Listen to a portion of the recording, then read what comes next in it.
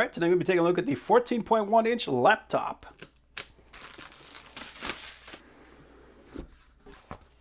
Okay, got a quick start guide, that's nice.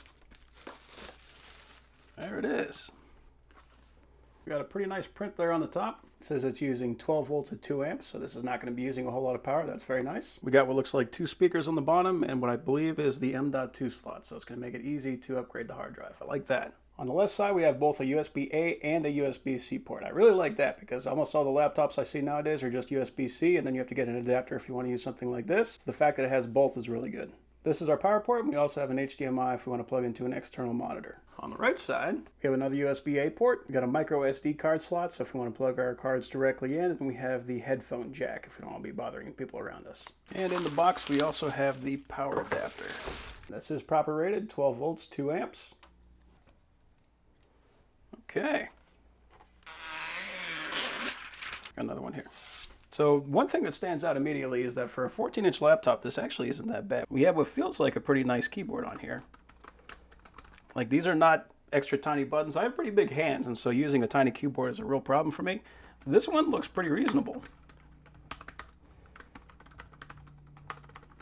Yeah, it actually feels pretty good too. We have a nice big touchpad here. I was looking for a light to see that it was charging, and there is actually a light right there. So you can tell that this is actually charging.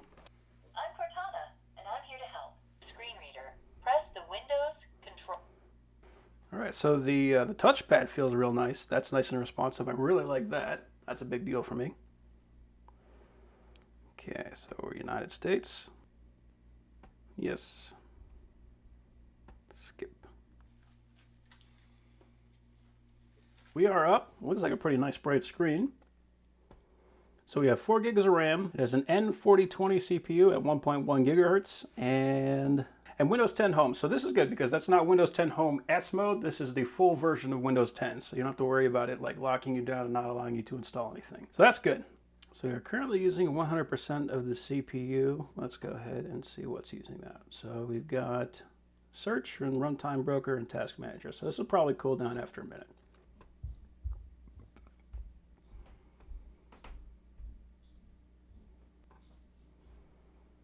Let's check update and security.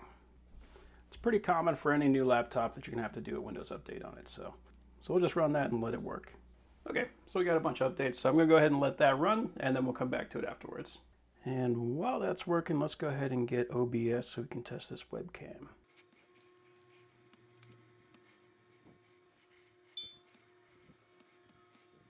So it does install pretty quick, so that's good. And I am downloading everything through Wi-Fi, so the Wi-Fi is working without any issues, so that's a very important and very good thing. Okay, so we are ready to restart.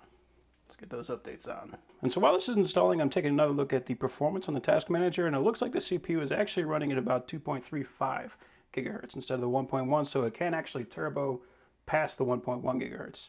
So that's not too bad. So this is still going to be a student level laptop. This is going to be designed for, like, you know, just simple browsing the internet, doing meetings with like Teams or Skype or anything like that. So that is one thing I want to make sure that it does do, is that I can actually use the camera and stream with this thing if I need to. So this does come with a 118 gigabyte drive and has 94.4 gigabytes remaining. So it's using about 20 gigabytes for the operating system right off the bat. 94 gigs is not that bad depending on what you're doing.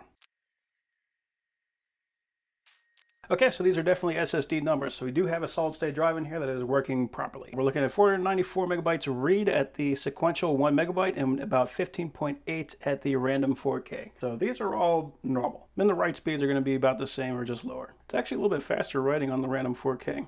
What that means is if there is any bottleneck on this thing, it is not the hard drive. The hard drive is perfectly capable. The only reason you would ever want to replace that is if you want to have a larger size hard drive. So I opened OBS, and what I noticed was that the resolution was set to 1366 by 768. So this is not a 1080p monitor.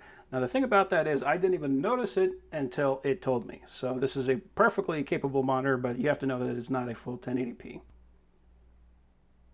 Yeah. So I got a whole bunch of lights blasting at it.